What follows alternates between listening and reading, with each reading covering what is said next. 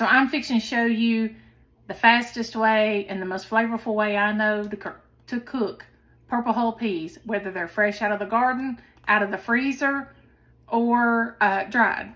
So let me show you how I do it. Okay, the first thing we're gonna do is heat our Instant Pot or your electric pressure cooker on saute. And then I've put just a little bit of oil in the bottom, and I'm gonna add in 5 pieces of bacon chopped into small pieces. You're gonna cook your bacon until a lot of the fat has rendered out of it. You don't wanna cook it until it's completely crispy, but you wanna at least get it down about half the size it was where a lot of that fat has rendered out. So that usually may take 5 to 7 minutes, and I'll check back. I don't know if y'all can see that. Let's see. Ooh, I don't know if y'all can see it, but oh, yeah, okay. So you can see where it's got some crispy bits on it, and a lot of that fat has rendered out. So now we're gonna move on to the next step. The only seasoning I like to put in my peas at this stage is some black pepper. And this may be controversial, but I love it. I like to put basil in my purple hull peas. Excuse me, purple hull peas. I like to put basil, which I do it in my black-eyed peas too. And these are the only 2 seasonings. Now at the end, I will taste it for salt, but you want to be careful adding salt because you're adding broth in here that's got salt in it. The bacon is salty. So you want to be careful. So I'm going to go ahead and add in my basil. And this is just to preference. And I'm going to go ahead and use that whole rest of that jar. That may have been about 1.5 tablespoons of dried basil. So I'm going to just stir that up for just a second. Let that get hot in that oil, that grease. Ooh, it is smelling so good already. Okay, now we're gonna add in our peas. Like I said, this can be fresh out of the garden, frozen that you've put up from the garden, dried peas, frozen peas you buy at the grocery store in the freezer. Any of it will work. So I'm gonna throw those in there.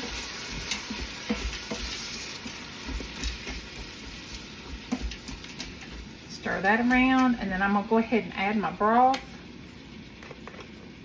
I usually end up using almost this whole 32-ounce container, but I try to just at least cover the peas. You don't have to use as much liquid as you would if you were cooking it on the stove top. I'm gonna go ahead and add the whole thing. They'll just be really juicy, because I am making cornbread to go with it, so we want some juice. Okay, so you just want to go around and scrape up any of the little bits that stuck to the bottom of your pan, because if you don't, in your Instant Pot or your electric pressure cooker, it will give you a burn notice. So that's it, guys. Let me turn it off. All right, so I'm gonna turn it off, the saute, and I'm gonna put the lid on it. And we're going to seal it, and then we're going to turn it on pressure. There we go. And we're going to cook this under pressure for 25 minutes.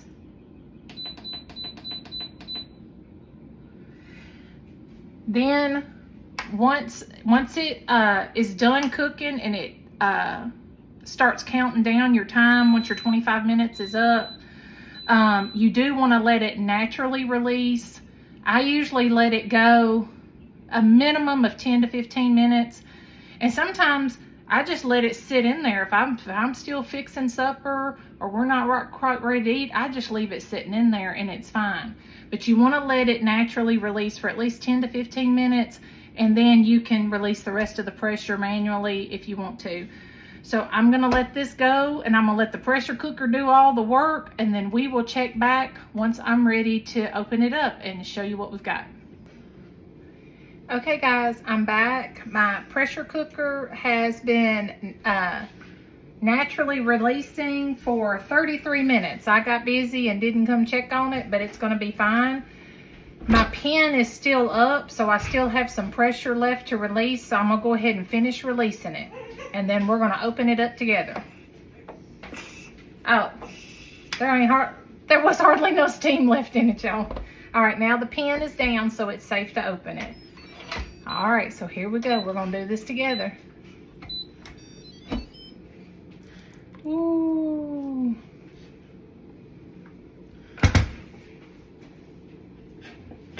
Can y'all see that? Can y'all see those peas?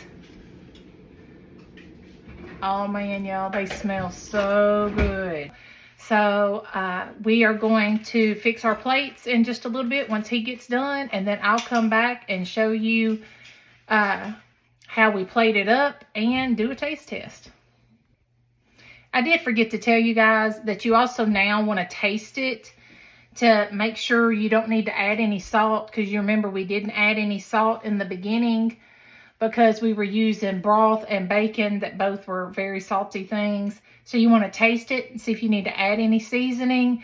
And if you are doing dry beans, like store-bought dried beans, you will need to cook this about an extra 10 minutes. So I would cook it under pressure for about 35 minutes rather than the 25.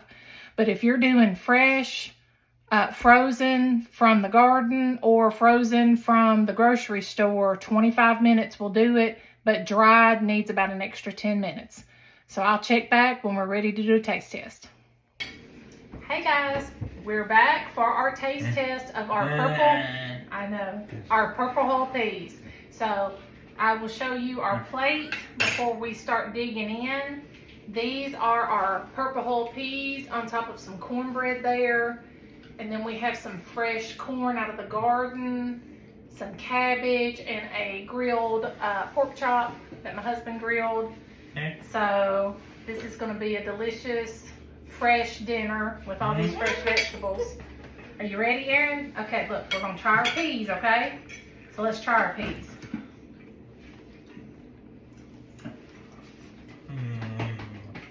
Ooh, ooh. I know, we're going to eat in there. Those are really, really good. Is it good, Aaron? Look, let's try another bite. You want to try another bite?